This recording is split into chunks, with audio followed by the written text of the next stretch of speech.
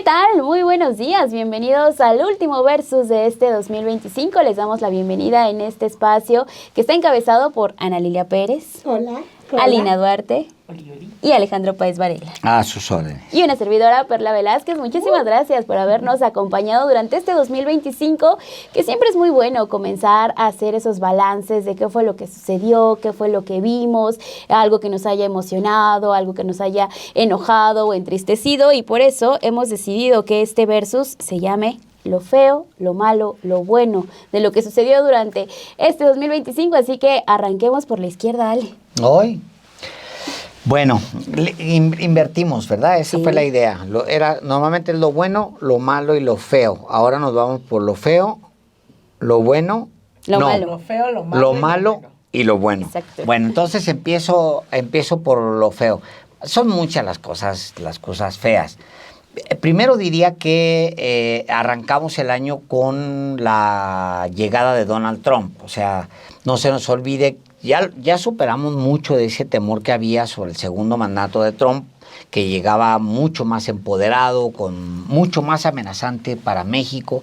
Yo pensé, honestamente, que iba a ser muy complicado transitar 2025 como país por Donald Trump. Yo pensé, después vas midiendo tus capacidades y vas analizando más, ¿dónde me perdí? ¿Por qué no me estoy viendo como me está viendo Trump? Y ya analizas, pues sí, somos una pata de su mesa, o sea, otra pata es Europa, pero Europa no supo manejarlo igual, y la otra pata era Canadá y no supieron manejarlo igual. Entonces, pues bueno, nuestro rol lo hicimos muy bien, pero lo feo de 2025 fue tener que lidiar con Donald Trump, tener que lidiar con un personaje que está pensando, pues que ha impulsado gobiernos de ultraderecha en el mundo, que pues es el regreso de la ultraderecha, ya que eso es suficiente. Y yo sumaría como segundo, pero digamos que como uno de los temas más poderosamente horribles de 2025 fue Gaza. Sin duda se trata de una tragedia humana con la que tuvimos que lidiar con mucha impotencia, porque se dio en tiempo real un genocidio. En tiempo real sucedió que un pueblo que había sido víctima de un genocidio apenas en la Segunda Guerra Mundial, ahora es protagonista de un genocidio, es decir, no aprendió nada, sino que al contrario se convirtió en el agresor, lo cual hace doblemente más doloroso lo que sucedió en Gaza, en Palestina. Agregaría esto simplemente para que quede la constancia. Yo creo que lo más lamentable para mí de lo que sucedió en Gaza no es que Netanyahu haya sido quien encabezara que Israel esté tomado por un grupo de ultraderechistas. O sea, no, eso no es lo más lamentable, porque esa gente aparece en el tiempo. Siempre hay un momento en el que este tipo de radicales aparece y hay que frenarles, hay que contenerlos, Lo más lamentable es que la diáspora no levantara la voz. La diáspora judía no levantara la voz a lo que estaba sucediendo con Palestina. Y pues murieron muchos niños este año, murieron madres, se destruyó un pueblo entero, hubo la intención de borrar Gaza y convertirlo en nada. O sea, que es muy fuerte, eso no pensamos que volviera a suceder, pues sucedió. Sí, yo creo que los límites entre lo feo y lo malo cuestan trabajo, ¿no? Pero como lo feo en ese horror, ¿no? De lo que significa. Yo creo que el trumpismo significó el aglutinamiento de ese nivel de pues, las ultraderechas del mundo, tratando de imponer un proyecto en contra de la vida, en contra de las mujeres, en contra de la comunidad LGBT, en contra del sur global en general. Y el regreso de Trump lo hace hace de una forma cada vez más estrepitosa. Creo que pronosticábamos que pudiera ser así. Sin embargo, la correlación de fuerzas con México fue cambiando y eso permitió un poco amortiguar el golpe, que la Cuarta Transformación hubiese construido esos vínculos económicos, comerciales, de diálogo con Estados Unidos, permitió que al menos fuese el país con menos aranceles en todo el mundo, que se tuviera cierto diálogo, y obviamente la firmeza de la presidenta Claudia Sheinbaum jugó un papel central y medular que no vimos, por ejemplo, con líderes como el de Ucrania, ¿no? Zelensky, ustedes recordarán, pues estos empezaron a pelear y eso es lo que querían con Claudia Sheinbaum cuando se conociera con Trump, y eso no ocurrió.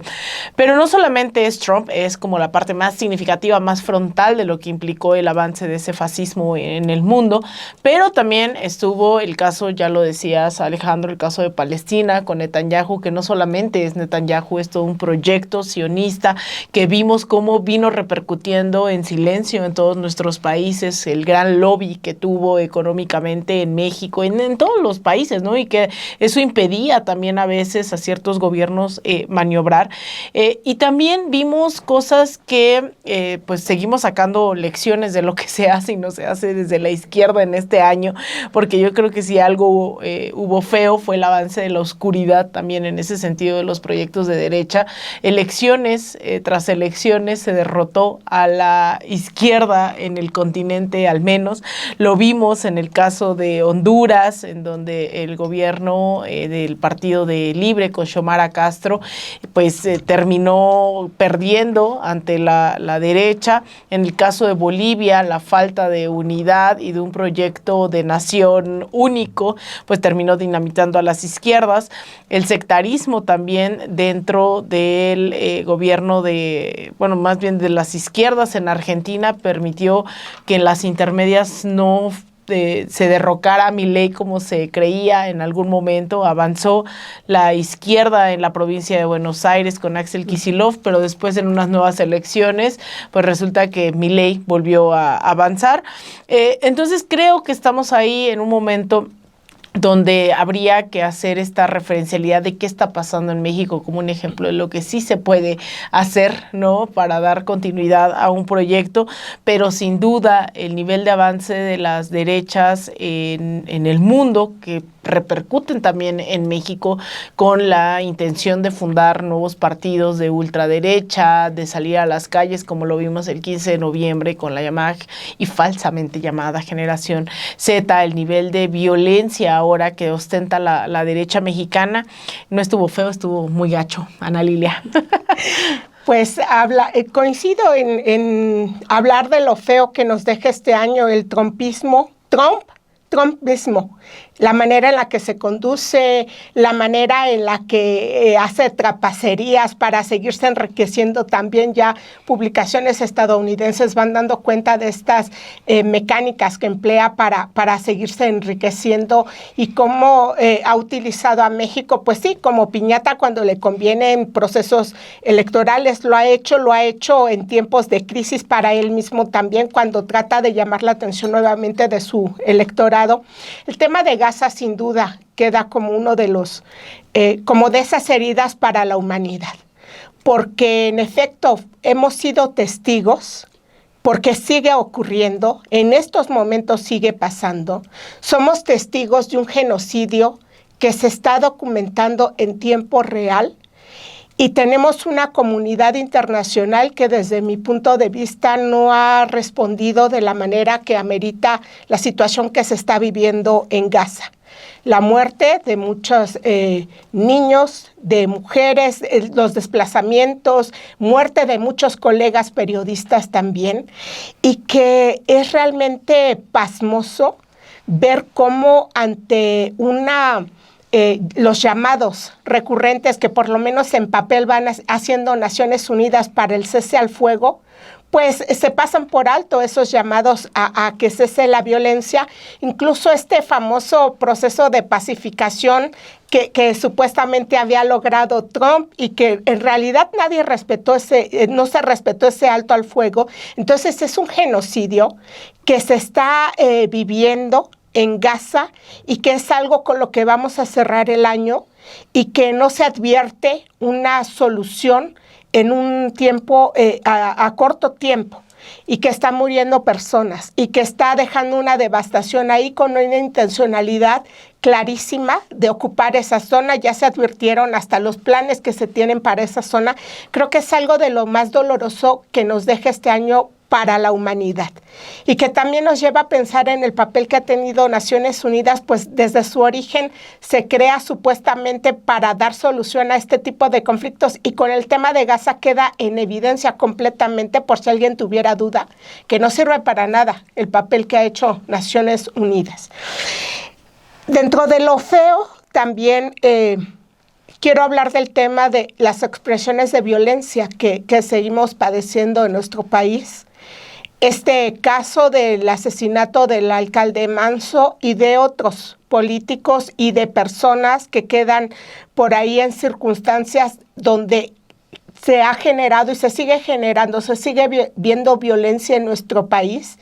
Se han planteado estrategias nacionales desde el gobierno para reducir esos niveles de violencia, pero todavía es una de las enormes tareas pendientes. Entonces, en México seguimos enfrentando esa situación de violencia, que es algo feo, pero que es algo doloroso y que es algo que todavía sigue cobrando vidas. El tema de seguridad es una de las enormes tareas pendientes. Cerramos el año con ello y seguramente será todavía un reto a vencer. Y voy a sumarle un elemento más. En Estados Unidos se ha normalizado el que haya tiroteos en las escuelas. Recientemente hubo nuevamente tiroteos en universidades, y eso nos debe llevar a reflexionar qué es lo que va generando también el que las armas cortas circulen en Estados Unidos, como también empezó a contrabandearse en nuestro país, que también es un problema, y cómo van generando violencia que se va como normalizando. Y me parece que es algo en lo que también se debía reflexionar, en las vidas que se pierden, en esos tiroteos que para los estadounidenses pues ya son parte de su cotidianidad, y que nosotros no queremos llegar a esos niveles.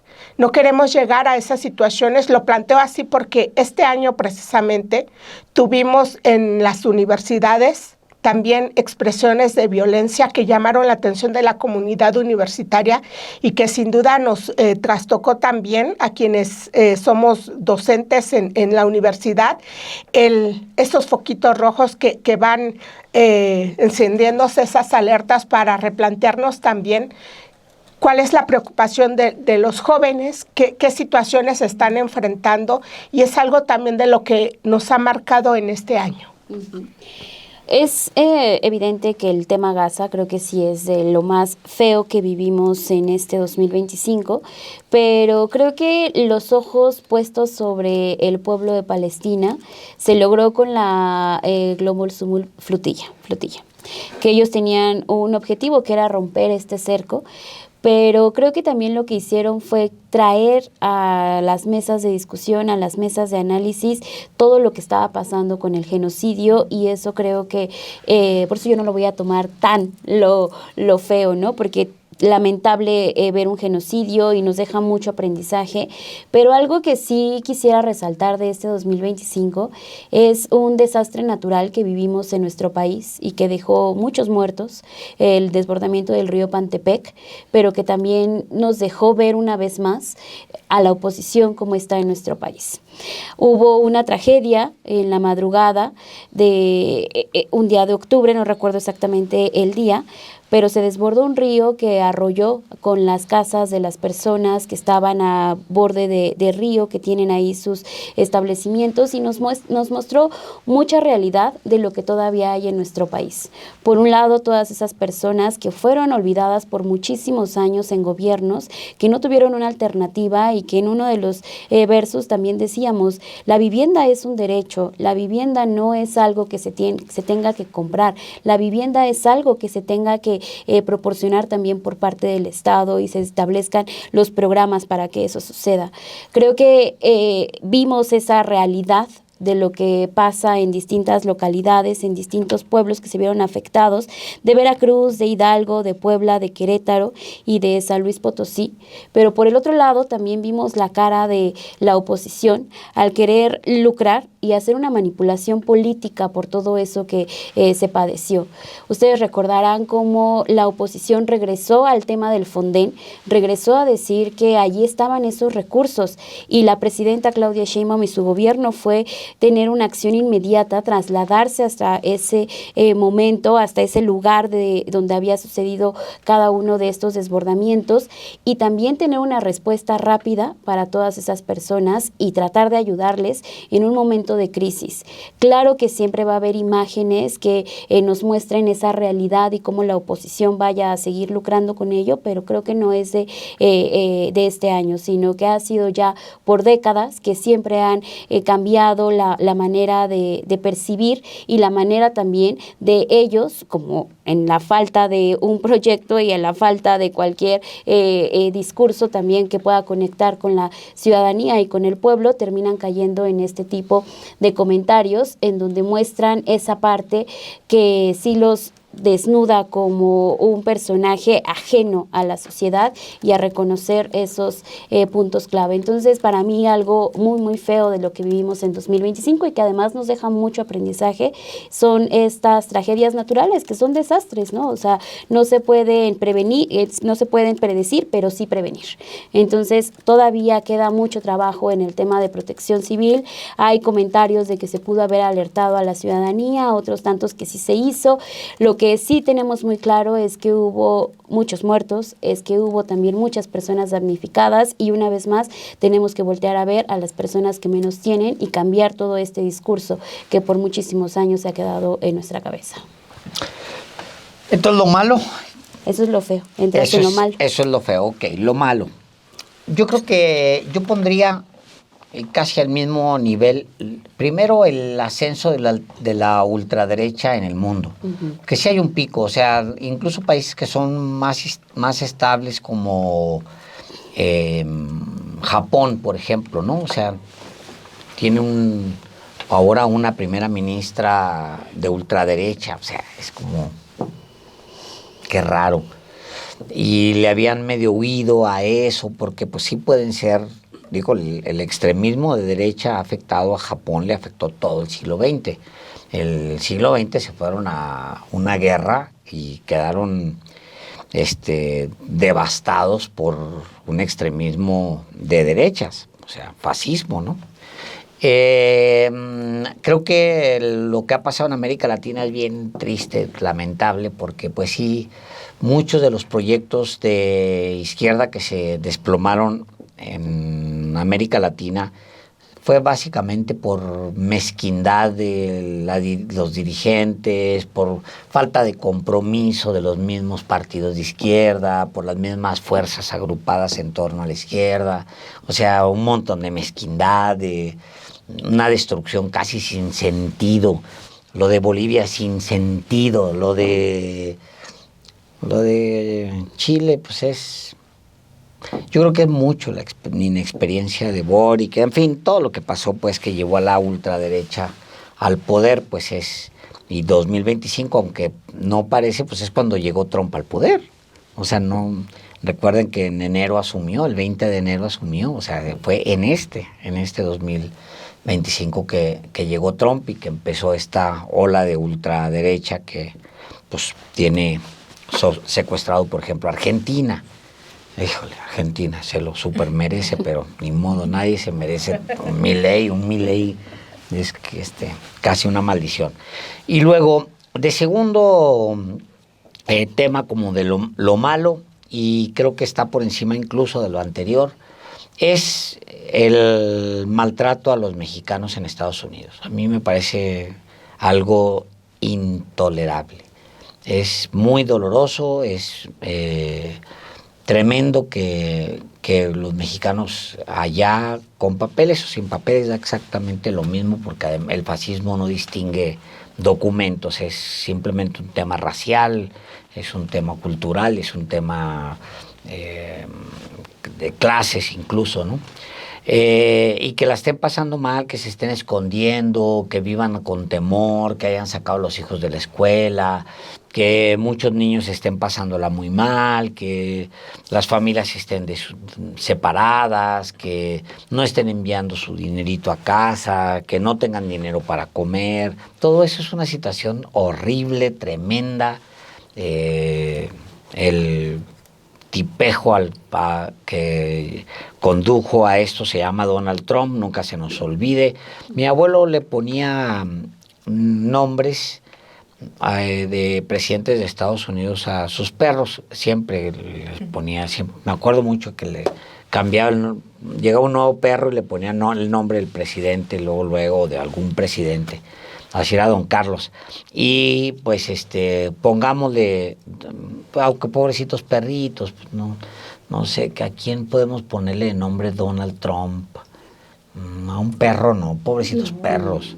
Los quiere uno mucho, ¿no? Sí. Sí, los quiere uno mucho para decirle Donald o Trump, no. Estoy pensando. Trompas. No, trompas.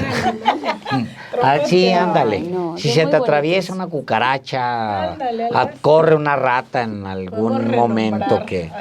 Sí, ándale, sí.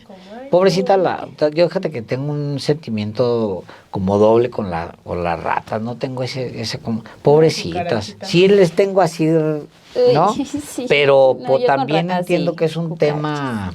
Las ratitas. Ay, Sí, no, allá en mi porque- casa en Xochimilco hay unas ratitas de campo muy bonitas. Ay, bueno, las de Exacto. campo, pero las de alcantarilla, que sí es un Donald Trump. Sí, como les pones un copete amarillo. Por mí que vaya directito a ese personaje, ¿no? Por todo lo que han sufrido los mexicanos, Sí. todo mi corazón, toda mi solidaridad, todo mi cariño, mi respeto para la gente que está allá. Soy fronterizo y es lo menos que puedo hacer. Sé muy bien lo que significan esas migraciones. Y finalmente mi tercer malo es la radicalización de la desigualdad. En Estados Unidos la riqueza de los más ricos se duplicó, o sea, cuando pensabas que no podía suceder eso, que los más ricos pudieran tener más dinero, se duplicó en 3 años, se duplicó la riqueza de los multimillonarios. Eso significa que alguien, porque pues no es que en 3 años dupliques el ingreso nacional o la renta nacional, no. Significa que ese dinero viene de alguien más, o sea, le robaste oportunidades a alguien más, le robaste, porque antes había la idea en Estados Unidos, que era el que más la difundía, que era que si los ricos crecían, las riquezas, entonces había una mayor oportunidad para los demás, que era porque se estaban generando oportunidades, y eso está comprobado que fue uno de los grandes mitos del neoliberalismo. Eso no es así. Los ricos pueden seguir acumulando sin ningún problema, sin que ni siquiera haya reparto y que ni siquiera haya un abatimiento de alguna parte de la pobreza. Eso no pasa. O sea, los ricos son más ricos, punto, y ya. Y provocan desigualdad y punto, y ya. Y le roban la oportunidad a alguien más, sí, por lo regular a millones. Cada uno de esos le debemos millones a los que les han robado algo. Entonces, yo vería eso también como una de las cosas malas que sucedieron en 2025. Sí, pues yo para hablar de lo malo tendría que ser lo bueno, que es el declive, no me quiero adelantar, pero es el declive, claro, de la hegemonía de Estados Unidos, ¿no? Y viene lo malo, que es que en ese desespero empieza a arañar y empieza a lanzar bombas y empieza a desplegar barcos y el Gerald Ford en el Caribe y lanza bombas en el Pacífico. También recordemos, no solo es una amenaza en contra de Venezuela, de Cuba, sino también en contra de propio México, que poco se dimensionó, creo yo, en los medios de comunicación mexicanos, la amenaza de ataque con misiles que podía implicar lo que estaba haciendo Marco Rubio, Donald Trump, ¿no? y aliados. Yo creo que ahí también en lo malo es que la derecha mexicana está aprendiendo, ¿no? Está aprendiendo y está haciendo así como en la computadora cuando copias y pegas, ¿no? Está volteando a ver qué hace Milei, qué hace Bukele, qué hace Jair Bolsonaro, que afortunadamente está preso. Está volteando a ver cómo se han gestado las nuevas campañas de descrédito que intentaron desde el año 2004 con el desafuero de Andrés Manuel, que en realidad es una de las primeras grandes derrotas, ¿no? Porque después la derecha regional copia y pega lo que hicieron contra Andrés Manuel como jefe de gobierno y lo perfeccionan, ¿no? Lo perfeccionan a través de campañas cada vez más llenas de odio, de descrédito, a través de los medios de comunicación, el Poder Judicial, pero también con el desarrollo de las tecnologías se empiezan a involucrar los llamados bots, ¿no? Que fue la campaña, por ejemplo, de quien compitió en contra de Gustavo Petro en el 2022, las campañas contra Xiomara Castro y contra Rixi Moncada en las elecciones de este año en Honduras, es decir, fueron perfeccionando y por fin la derecha mexicana dijo, bueno, a lo mejor sí somos un poco brutos y vamos a copiar, ¿no? O sea, no les daba para crear un nuevo proyecto, no les daba para crear una nueva estrategia, pero al menos sí para copiar y pegar lo que hicieron estas campañas del miedo con José Antonio Kast en Chile, lo que hicieron a través de recurrir a estos organismos que pues da mucha risa que se vayan a Washington a tomarse fotos en pasillos vacíos del Congreso, ¿no? Y que nadie los pele y estos locos andan ahí, pero al final son estrategias que usó también ya la derecha venezolana en contra desde Hugo Chávez, pues con un intento de golpe de Estado en el 2002, un falso paro petrolero. Aquí lo han estado intentando y yo vuelvo a insistir que hay un punto de quiebre, ¿no? En ese 15 de noviembre, porque lo que hacen es decir, bueno, pues no podemos separados y se empiezan a poner de acuerdo como no se ponían de acuerdo desde el Pacto por México, ¿no? Que decían, bueno, al menos en ciertas cosas vamos a ponernos de acuerdo y se peleaban y entonces Xochitl sale diciendo que entonces Marco Cortés le gritó el día de las elecciones y que no la quieren y después Alito es como pues váyanse al diablo todos, ¿no? Es decir, no había esa homogeneidad en asestar o tratar de asestar un golpe y cuando digo que están copiando y pegando, pues tal cual lo que quisieron hacer es copiar y pegar la indignación de otros jóvenes en otras latitudes y quemar Palacio Nacional para tener esas fotografías que había tenido la generación Z, ¿no? En Nepal y en otros países. No lo lograron, pero aún así hay una articulación que no veíamos hace muchos años en este país. Entonces yo sí creo que es algo malo, ¿no? Porque sí están tratando de en esa desesperación por fin medianamente ponerse de acuerdo y empezar con titulares similares, con aglutinar, aun cuando Salinas Pliego le diga que no al PAN, no significa que en un proyecto de desestabilización no vayan a cerrar filas, ¿no? Y eso es muy importante decirlo. Hay un aglutinamiento que creo que es bastante malo y ya hablaremos también pues de las cosas buenas que puedan llegar a venir, porque esta fascistización, ¿no? De las derechas en el continente pues nos dejan claro que la opción es la violencia. No están ya solamente pensando en elecciones.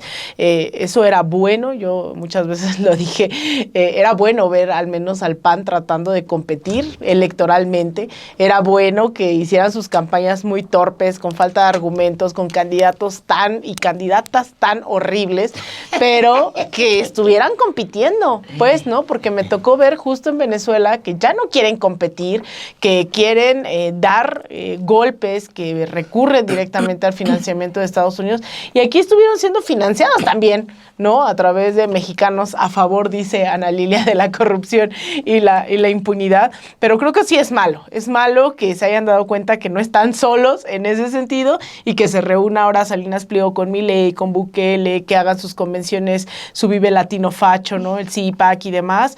Entonces, pues creo que es malo. Cayó la de México. Que no le dijeron, a ti no verás, tú eres muy bruto, a ti no te la doy, tú no, tú sí, tú no.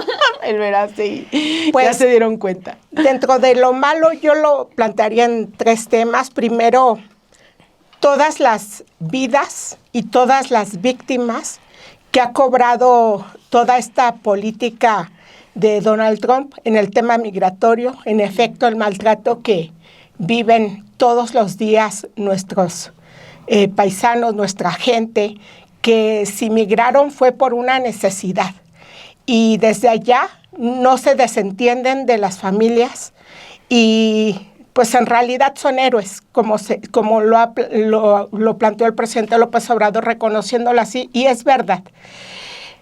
Yo soy de una familia de Guanajuato, donde son economías que se hicieron por la migración. Y son pueblos que tuvieron un empuje debido a la migración. Entonces, he visto muy de cerca todo ese sacrificio que hacen los migrantes al dejar su familia, al dejar su tierra, al dejar su gente y al trasladarse a vivir en condiciones que en realidad es de mucho sufrimiento en Estados Unidos. Muchas veces a vivir en hacinamiento porque tratan de ahorrar lo más que pueden para mandarle a su familia esos recursos. Y aún así, cuando a veces logran que la familia o parte de la familia los acompañen, no se desentienden del resto. Y hay que reflexionar lo que están viviendo, porque estas cuestiones raciales que generan tanta violencia, tanta agresión, las estamos viendo cómo se está documentando, y por eso me resulta mucho más indignante que tenemos en nuestro país, incluso diputados que se asumen como diputados migrantes, que están planteándole a Trump, hey Trump, ven a salvarnos. Eso es algo tan vergonzoso y que de verdad es absolutamente reprochable. Este diputado, que ni me acuerdo de su nombre y ni me quiero acordar, que aparece ahí solicitándole a Trump que venga a invadir nuestro país. De verdad que falta de respeto para la comunidad migrante que está siendo objeto de toda esa violencia por la política de Trump contra los migrantes, pero también está esa política de los crímenes que está cometiendo con estos bombardeos, con estos ataques directos que está planteando en distintas partes de las zonas marítimas de la región. Y que eso es algo donde se están cometiendo delitos también flagrantemente. Hablamos del tema de Gaza, donde Naciones Unidas pues está pasando de largo por ahí. Pues lo que está ocurriendo también con estos ataques a embarcaciones pesqueras que ya están generando muertes, van sumando muertes, también son delitos que la comunidad internacional debía observar. No bastan los llamados que se hacen como hizo Naciones Unidas también, de que les preocupa la situación que están viviendo. Son vidas que se están cobrando. Entonces, aquí va de la mano lo feo de Trump con lo malo de Trump, lo que va aplicando en esta política.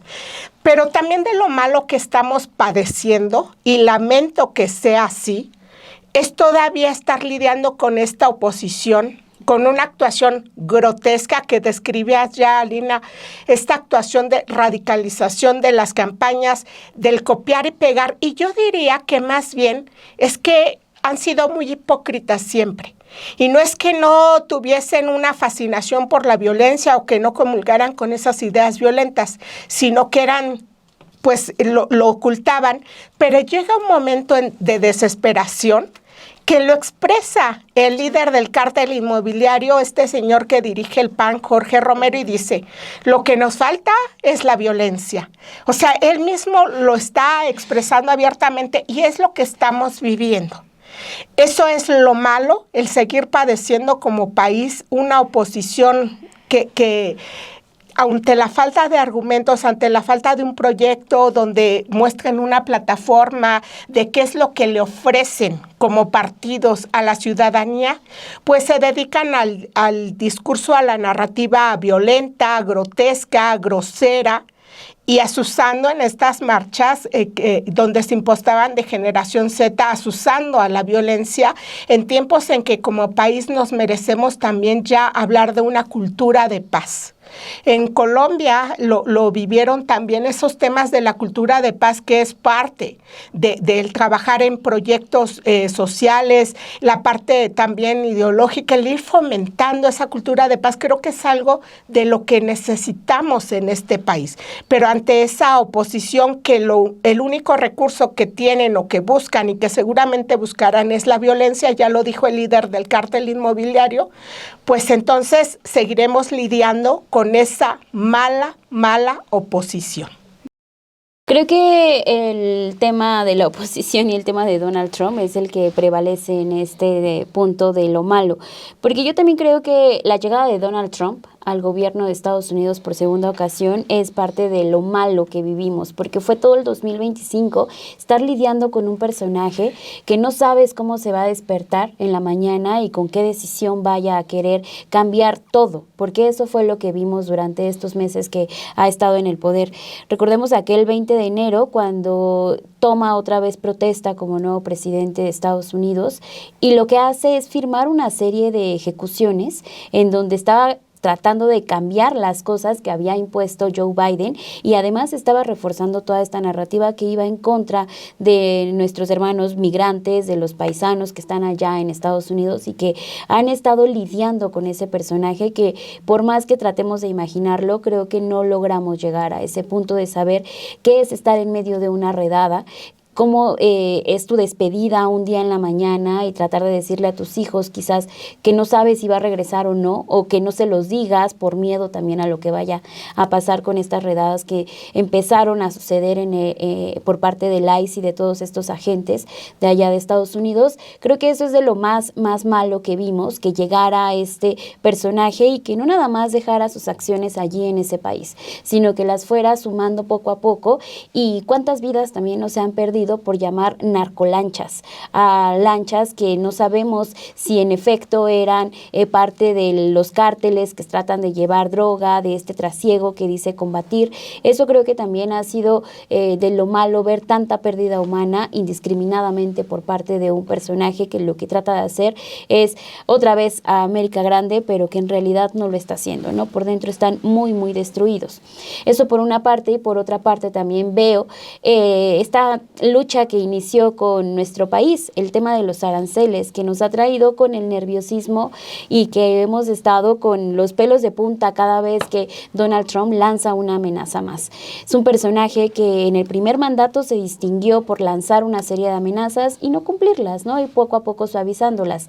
En esta ocasión estuvimos sumergidos en una guerra arancelaria con China y Estados Unidos, porque si le imponían también aranceles, Estados Unidos respondía al doble y así sucesivamente se iba yendo. Entonces creo que hay una nueva geopolítica, estamos viendo un reordenamiento también de la parte comercial y lo que vamos a ver el siguiente año va a ser muy interesante en cuestiones económicas, cómo se pueda llegar a tener un acuerdo con Estados Unidos, con Canadá, que también ha sido el juguetito de Estados Unidos, que incluso lo que provocó fue que Justin Trudeau dejara su cargo como primer ministro de ese país. Entonces, de que tiene capacidad de acción, Estados Unidos la tiene, pero se ha quedado en amenazas y esperemos que no desestabilice, ¿no? en los siguientes meses, porque en este año no lo logró. O sea, la economía ha cerrado muy bien aquí en nuestro país. Veamos en dónde está el peso. En las últimas semanas hemos visto cómo se ha ido fortaleciendo cada vez más, porque hay inversión, porque hay estabilidad financiera y eso me parece que pese a que haya llegado ese monstruo que es Donald Trump, pues seguimos superando cada uno de esos obstáculos. A nivel internacional eso, y en México lo malo, pues sí destaco el asesinato de Carlos Manzo, porque cayó en un momento que la oposición lo volvió a tomar. La oposición terminó tomando este asesinato como una de sus banderas para tratar de sumarse a estas críticas que lanza al gobierno de la presidenta, y me parece que una vez más, en lugar de mostrar que están fuertes, solamente los termina exhibiendo y termina mostrando a líderes supuestamente de una oposición que no hacen más que subirse a cualquier tema que le pueda llegar a golpear a la presidenta Claudia Sheinbaum. Entonces, creo que esas son dos cosas que destaco de lo malo que vimos en este 2025. Tarde o temprano siempre tienen que pasar estas cosas para que podamos valorar en dónde sí va caminando bien y en dónde no va caminando bien, y entonces viene el momento de hablar de lo bueno de este 2025. Por fin llegamos al momento. Este momento es el gran momento que habíamos estado esperando todo el año. Bueno, yo tengo varios puntos de lo bueno. Lo bueno, porque también se olvida, se va el año y todo lo damos por un hecho. Lo bueno es que hubo una transición en México tranquila. Sí. O sea, acuérdense ustedes que había pues todos los augurios de que México no iba a lograrse hacer una transición entre un líder muy poderoso que era el presidente López Obrador hacia una mujer. Yo pensé que iban a intentar faltarle incluso al respeto, y lo dije en algunas ocasiones, dije, van a tratar de faltarle el respeto por ser mujer, la oposición, etcétera. Al menos esa parte formalmente no ha pasado, pues, ¿no? Seguramente en la guerra de lodo que le hacen, pues ahí está esa falta de respeto permanente, ¿no? Pero al menos no la han atacado por el hecho de ser mujer, y creo que ahí hay una evolución para bien, y que yo celebro esa transición. Se comentó mucho, había mucha especulación. La presidenta no rompió con López Obrador, que es otra cosa que yo celebro. Qué bueno, muy bien, así debe ser, así tiene que ser, y todos creo que estamos contentos porque así se dé. Y segundo derivado de lo anterior es que México se convierta, aún en un momento como el que vivimos en el mundo y en América Latina en particular, que México se convierta y sea un faro de luz en medio de tanta oscuridad. Que si México ha logrado avanzar, fíjense, fuimos a principios de los años 80, fuimos junto con Thatcher, junto con Reagan, incluso con el Papa Juan Pablo II, punteros en la marcha hacia el neoliberalismo. O sea, no se nos olvide que México era parte de una corriente internacional que rápidamente se montó al neoliberalismo, y se volteaba a ver a México como wow, qué bárbaro, no, qué modernos y todo, o sea, ¿sabes tú? Nada, caminamos. Ahora estamos caminando, por fortuna, hacia un modelo más humano, que creo que ese modelo puede dejar muchas lecciones al mundo. Primero, hay políticas públicas sanas, saludables, el déficit fiscal es muy bajo, con el presidente López Obrador nos convertimos en el primer socio de la mayor potencia comercial del planeta, que es Estados Unidos. O sea, parece poca cosa, pero no lo es. O sea, somos el principal socio. Exportamos un friego y compramos un friego de mercaderías. Bienes terminados, materias primas, o sea, y cualquiera que diga que eso no es un logro, pues bueno, está en un tremendo error. Y creo que el hecho de que 13.4 millones de mexicanos hayan salido de la pobreza y 1.8 millones hayan salido de pobreza extrema, convierte el modelo mexicano en una alternativa para muchos países en el mundo. O sea, no puedes renunciar plenamente al multilateralismo, no es la idea renunciar al multilateralismo, tampoco puedes renunciar al libre comercio. El comercio trajo mucho empleo, también afectó muchos sectores. Entonces tienes que aprenderle al libre comercio y decir, no todo puede ser libre. O sea, tengo sectores que por razones estratégicas tengo que cuidar. Tampoco puedo ser una economía completamente abierta y disolver al Estado. No, el Estado tiene que estar presente siempre, porque entre privados lo que hacen es depredarse. Si tú dejas a 10, va a terminar ganando uno de los 10 y se va a imponer a todos los demás y les va a imponer hasta que les salga sangre de las manos trabajo, ¿no? Entonces, creo que ese es un segundo hecho que yo destacaría de lo bueno de este 2025. El tercero, que es también una parte de todo lo anterior, que es consecuencia de todo lo anterior, o es más bien parte de las razones por las que se logró lo anterior, es que siendo mujer, siendo la primera presidenta, viniendo de la izquierda y contra todos los pronósticos, la presidenta Sheinbaum logra domar a Trump. O sea, que le pregunten a Canadá qué significa no domar a Trump. Para quien lo vea como un asunto menor, que le pregunten a Europa qué significa no domar a Trump. Que les pregunten a los socios tradicionales de Estados Unidos, a mismo Japón. Sí, rendirse más bien a Trump. ¿Qué significa doblarse y rendirse a Trump? Yo no digo que ha sido un asunto fácil y que no tenemos, seguramente estamos cediendo en muchas otras cosas, etcétera, lo que sea. O sea, el personaje está, al menos hasta este momento, bajo control.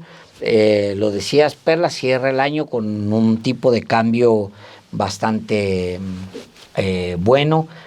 Obvio, si está 18 a 17.90 el tipo de cambio, la siguiente lectura de los que odian a este gobierno es que no saben lo que se provoca para las exportaciones, el tipo de cambio tan barato, no puede ser posible que esté tan barato el dólar. No, lo que sí sabemos los mexicanos es cuando pasa lo contrario. O sea, sí tiene efectos que esté más barato el dólar. Sí, las remesas que llegan más mermadas, pues obviamente que así pasa. Pues, o sea, así hay un efecto adverso de cuando eso sucede. Pero ¿saben qué sabemos mejor? Cuando pasa lo contrario, cuando hay devaluación. Eso lo conocemos muy bien porque pasamos por grandes periodos de economías deshechas y dólar caro. Entonces, prefiero que el efecto colateral se esté viviendo a que vivamos lo otro, porque lo otro significa que la economía se fue al abismo. Entonces, creo que con lo bueno que planteo aquí, también puedo decir que celebro que podamos arrancar un año con mejores perspectivas de las que teníamos en 2024. Vamos bien. Pues sobre lo feo y lo malo que estábamos hablando, yo creo que ya Perla también pues un poco hablaba sobre lo que planteaba ya Palestina, ¿no? Es decir, hace 5 años era impensable ver movilizaciones masivas. Sé que el costo ha sido muy alto para el pueblo palestino, pero se derrumba ese mito sionista de que era la tierra elegida por Dios y entonces ellos podían asesinar a quien les daba la gana. La flotilla, las movilizaciones, la creación de nuevos comités, ¿no? Yo recuerdo hace 5 años éramos 10 personas protestando por Palestina, ¿no? Ahí que la gente era como, ¿y estos qué están haciendo en la Cancillería o en el Monumento a la Revolución? O incluso en el propio Estados Unidos me tocó cubrir varias movilizaciones durante todo el primer mandato de Donald Trump, porque ya las agresiones eran muy evidentes. Le robó territorio a Siria, los Altos de Golán, y se los entregó a Israel. Claro que había protestas, pero no eran multitudinarias, ¿no? Y estas últimas protestas, por ejemplo, en el marco de las Naciones Unidas, yo jamás me imaginé ver protestas tan enormes en Manhattan, ¿no? Afuera de las Naciones Unidas, y mucho menos ver ahí comandando la manifestación a Petro y a Roger Waters, ¿no? Es decir, fue un tema también de politización a escala global de lo que implica un proyecto que literalmente pudo haber ocurrido en cualquier latitud. Entonces, hay una nueva percepción sobre lo que implica un proyecto sionista, ¿no? Colonizador, y que además, diríamos, ya pasó, pero gente asquerosa como Javier Milei va y les dice, no, aquí hay territorio donde puede ocurrir de nuevo, ¿no? Y está dispuesto a entregarle una zona de Argentina al sionismo. Entonces, bueno, eso es relevante.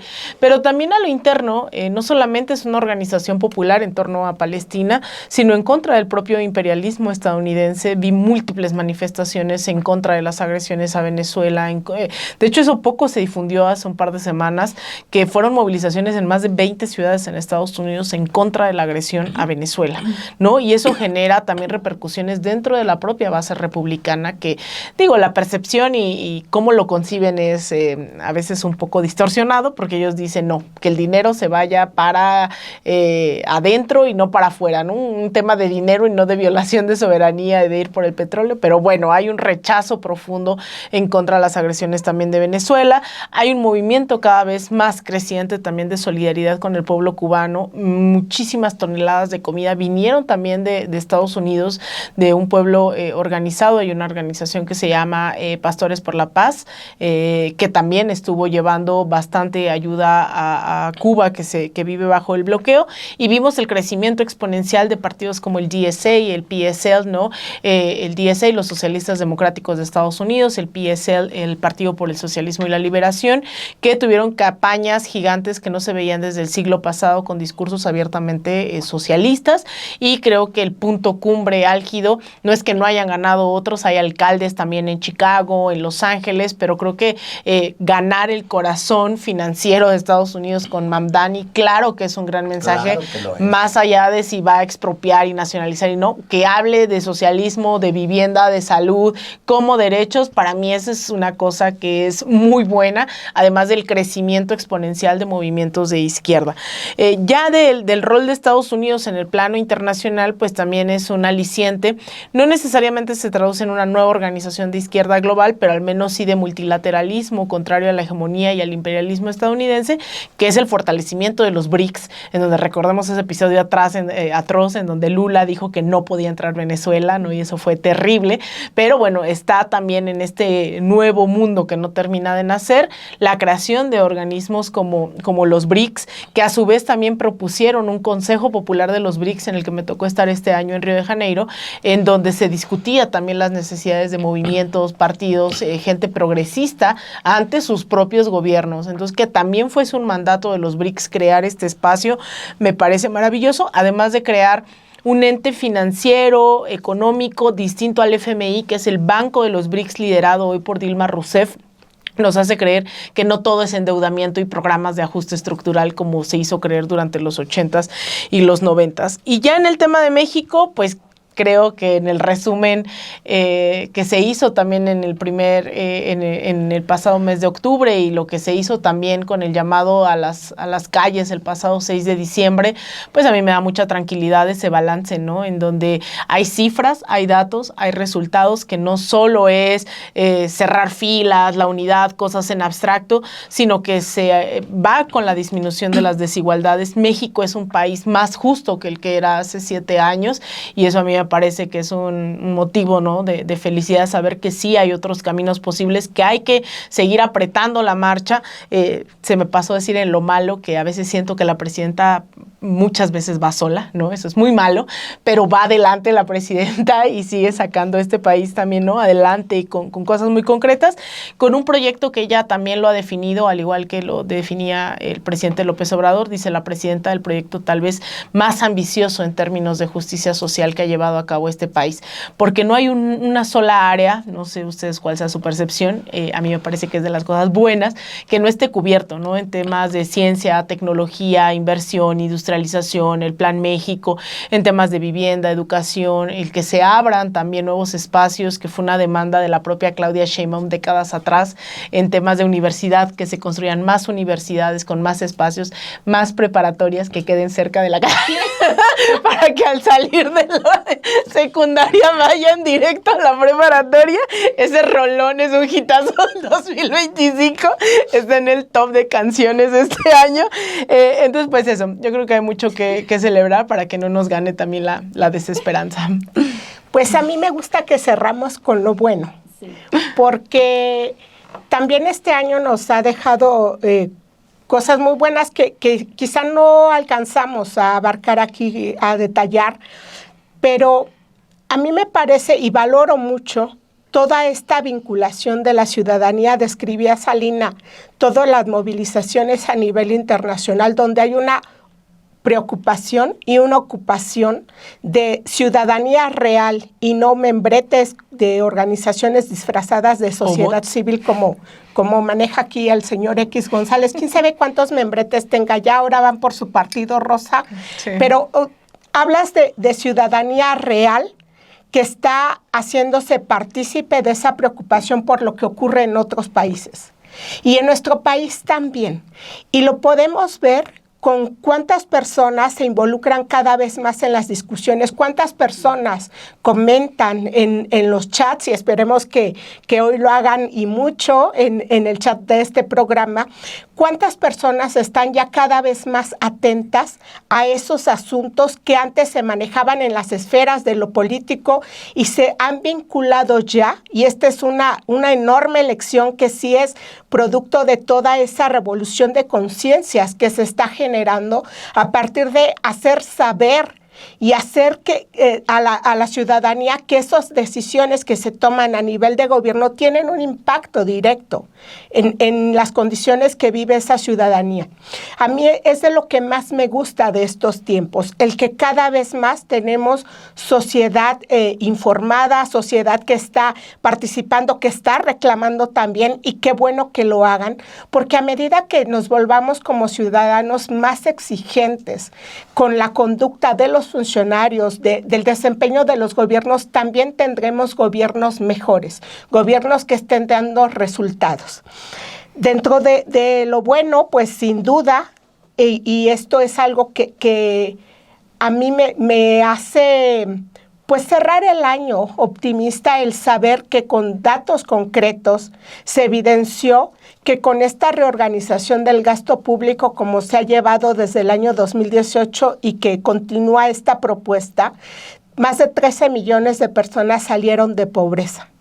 Como reporteros nos ha tocado recorrer esas zonas, esos municipios que se ubican en los niveles de pobreza extrema. Al conocer esas situaciones, esas circunstancias en que vive la población en nuestro país todavía, sí te das cuenta qué diferencia puede haber el que una persona tenga para comer, el que una persona tenga acceso a lo mínimo que debe tener. Es todavía, y sorprende que todavía en nuestro país hay zonas sin electrificación, que es parte del programa que ahora tiene la presidenta de Justicia Social también en ese sector, pero el saber cómo, mediante esta redistribución de recursos, donde no tenemos ya un gobierno que está saqueando para su beneficio, para hacer valer el privilegio como se tenía, pues se puede hacer llegar esos recursos a las personas que más lo necesitan. Y es un derecho legítimo, como son las becas también, como es el acceso a la educación.